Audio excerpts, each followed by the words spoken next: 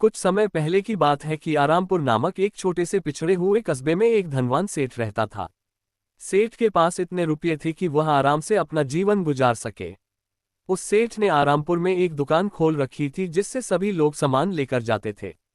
सेठ जी पैसों के बड़े लालची थे और इस कारण जब भी उन्हें कोई पैसे लेकर आते दिख जाता तो वह उसके पैसे किसी तरह से निकालने के बारे में सोचते रहते थे, और जब वे लोग दुकान से सामान लेकर जाते थे तो किसी तरह से उन्हें ज्यादा सामान दे देते थे और वो साथ ही दिया हुआ सामान मिलावटी भी होता था।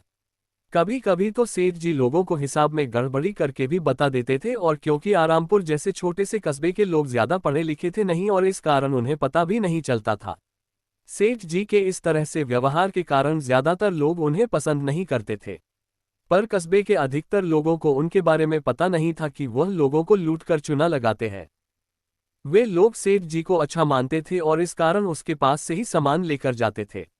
जब उन लोगों को सामान में मिलावट दिखती तो वे सोचते कि आजकल ऐसा ही सामान आता होगा।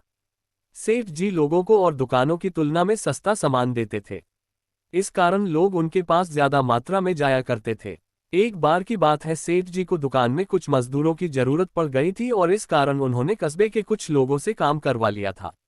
फिर सेठ जी को लगा कि अगर वह एक आदमी को अपनी दुकान में रखे तो मेरे लिए अच्छा होगा। इस तरह से सोचकर उन्होंने कस्बे के एक भोले से लड़के को रख लिया था।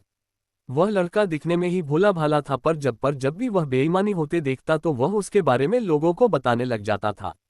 इस बात का सेठ जी को पता नहीं था और इसी कारण से सेठ जी ने उसे काम पर रखा था।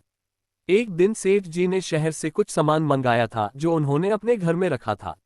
जब सामान आया था तो उस लड़के ने देखा कि सामान की 20 ही है, और जब अगले दिन वह सामान दुकान में रखने लगा तो वो 30 बोरियां हो गई थी। तब उस लड़के को लगा कि दाल में कुछ काला है। इस कारण उस लड़के ने सेठ जी के बारे में जानने के लिए उन बोरियों को चुपके से देखने लगा था, और तब उसे दिखा कि बोरियों में तो मिलावट की गई है। तब उस लड़के को समझ में आ गया था कि यह सेठ जी तो लोगों को ठग रहे हैं। लड़के ने सोचा किसी तरह से इसकी पूरी सच्चाई कस्बे के लोगों को बतानी होगी, पर उसके पास सबूत नहीं थे और इस कारण से वह कुछ भी नहीं कर सकता था। इसी तरह से उस लड़के ने देखा कि जो भी लोग उसके पास सामान लेने के लिए आते हैं उन्हें ये सेठ जी सामान भी कम देते हैं। एक दिन उस लड़के ने दुकान में कुछ लोगों को आने के लिए कहा और कहा कि सेठ जी से सामान लेते समय उनका सामान तोलने वाला माप यंत्र चेक करना, उसमें आपको ऊपर नीचे मिलेगा, और कहा कि साथ ही उनकी दुकान से जो भी सामान लो उसे शहर ले जाकर चेक कराना, तब आपको पता चलेगा कि सेठ जी आप लोगों को चुना लगाते हैं। उन लोगों ने ऐसा ही किया तो उन्हें देखने को मिला कि सेठ जी सामान देने में ऊपर नीचे करते हैं और साथ ही उनके हर एक सामान में मिलावट है।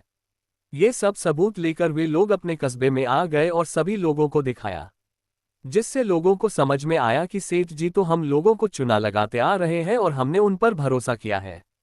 हम तो इतने वर्षों तक सेठ जी के पास से सामान लेते आ रहे हैं और ना जाने अब तक हमसे कितने रुपये ठग लिए होंगे। इस तरह से सेठ के बारे में कस्बे के लोगों को पता चल गया था।